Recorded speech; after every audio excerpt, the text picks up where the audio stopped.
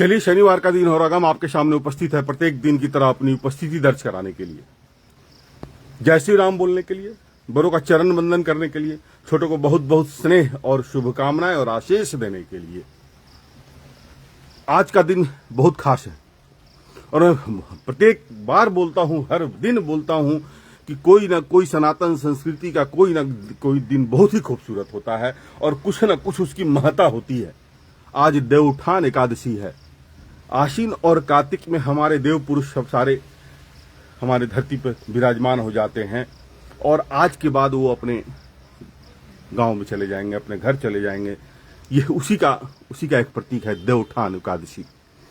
और एकादशी की महत्ता भी बहुत है। मैं बार बार बोलता हूं कि जिसको फैलेरिया है वो एकादशी में का व्रत शुरू कर देगा। आपको फैलेरिया का 99% बीमारी खत्म हो जाएगा 3 से 4 महीने के अंदर में। करना पड़ेगा, नियमों के साथ चलने की कोशिश और नियमों की प्रतिबद्धता खुद की होती है। हर चीज एक नशा है जीवन में। चोरी करना भी एक नशा है, दारू पीना भी नशा है, लड़ाई करना भी नशा है, चुगलखोरी करना भी नशा है। ये हैबिट है, नशा है। उसी तरह अपनी सुबह की शुरुआत एक जय श्री राम के नाम से करने की एक नशा है।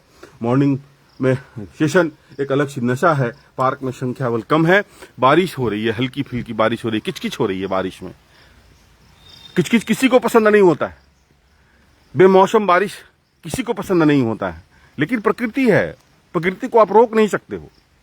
प्रकृति के साथ समागम करने की जरूरत होती है, प्रकृति के साथ समझने की जरूरत होती है। समझेंगे कब, जब प्रकृति के करीब जाएंगे। इसलिए हमेशा अपने नियमों के साथ प्रतिबद्धता और जीवन को एक सही दिशा के साथ चलाने की एक छोटी सी प्रयास होनी चाहिए।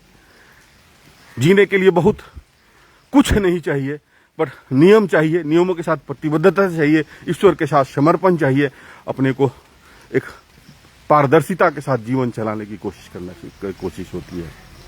और यह छोटी सी उपस्थिति रहती है। अपनी उपस्थिति, संख्या बल कम है, मैं हूं, संख्या पूरा हो गया।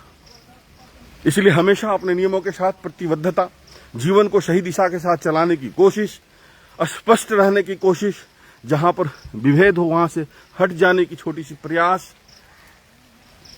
एक ईश्वर के साथ समर्पण और आप लोगों के साथ स्नेहात्मक रहने का एक छोटी सी उपस्थिति होती है। आप सभी खुश रहें, हमेशा मस्त रहें, हमेशा व्यस्त रहें, क्योंकि व्यस्त रहने वाला आदमी कभी भी नाराज नहीं होता है, कुंठित नहीं होता है, किसी के बारे में सोचता नहीं है। सोचना हुई है तो प्रभु के बारे में सोचिए। और कल फिर इसी तरह अगर बारिश भी हुई तो भी उपस्थिति रहेगी और उपस्थिति में आप सबों का स्नेह और आप सबों के सुझाव, आप सबों के साथ वंदन और अभिनंदन चलता रहेगा।